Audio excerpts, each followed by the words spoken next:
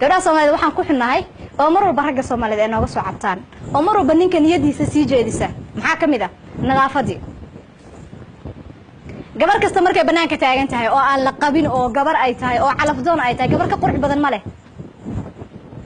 حتى مالك أي يعني بحث إيميل آديس وصوت بالعارس تحول هاي بريميل أصح كان رئيسي because she wanted to become beautiful إنها قروح بدنا تعرفها لكن مركي اللي جور سدو هل ده مالك إيش ورنا شبكة مالك كو لو أور بالله لا ما ولع الصاقله that is the end of the life كمان الصوماليين إن استرترتو نينك هذا مرة بأي سيارك تعرسات هذا يكوه واسكودا ماتا هبين كلا أراسا أوجودن بس تضبط أي كبحث حال إذا كرر بقى مركا وحيابها dadka qalbigooda soo jiita indhaha dadka maxaa soo jiita quruxda ninka ay hada u hadiyaysid quruxdaada uma leen ma inuu meel kala ka fiirinayo soo qurxin ninkaaga nadaafadu waa qayb kamid ah nolosha an-nadaafatu nisfu al-iimaan nadaafadu maxay kamid tahay iimaanka barkiisa lagu dhahay fiiri nadaafadu marka iimaanka barkiisa kamid noqoto guurkaagi wuxuu kaamilay diintaadii maxaa u guursatay marka hadaad isku qurxineen asaga waxa isku qurxinaa oo kaliya maalmihi xaflada ay jiraan aroos baa jira asalkaas fadhiya inta la soo martid baa la barbaas wuxuu ku leeyahay xataa way barteen nimanka Soomaaliyeed maalinku ku arkado qurux badan wuxuu ku leeyahay maanta maxaa jira ma martaqaad baa jira Soma wallahi alcadiim way ku weydiinayaan maanta maxaa jira ku leeyahay ma dad baa noo soo socda that means asaga priority ma siinba isku ma qurxin priority waxa siisay ummadii kala banaanka hadaba yaa way qofka aad la nooshahay adiga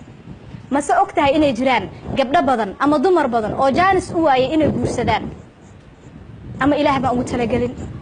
ama shaqo iyo waqti bay kulmisay waqtigeedii ama wax family problem baa jirta ma guursan karto ama way xanuunsan tahay ma ilaahay baa u qadarin adiga markuu ilaahay gift ku siiyay inaad guursatid oo ilaahay ku qoray inaad guursatid oo calafkaaga uu ku imaaday maxaa ku diiday calafkaaga qalbigiisa inaad degto oo soo jiidatid maxaa isla mid dhigaysaa yani qof aan waxba haysan ninkaaga mar walba isku qurxin ninka markuu yimaado maxaa sameeynaa for example dhaqamada Soomaalida waxa kamid ah dad baa ku iimaanayo mar walba qolka ninkaaga ha ka duwanaado qolalka kale billahi calaykum sidoo kale ninkaaga u duceey mar walba asagana ha ku duceeyo isu duceeyo mar walba marka la isu duceynayo ma ahan markay balaayo timaado in la isu duceeyo markii biilku yaraado oo balaayo dhacdo balaayo gabadha ilaahay risaha qadar rabbiyo adaa baxsha sooma laakiin waxa la idinka rabaa seeninkaga yani power see ku yeelanaya awood see ku yeelanaya hadaad u duceyn markasta maqashii markuu baxay adoo shaatiga u xiraya shaatiyaashu ma xirnaa horta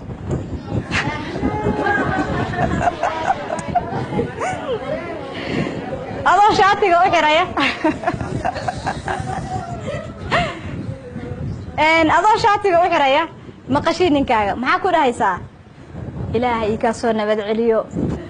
ilaahay waxaan talaabo kasta aad qaadaysid ilaahay ka dhiga talaabo khayr badan soo noqo adoo nabada you see shaqada Allah ku fududeeyo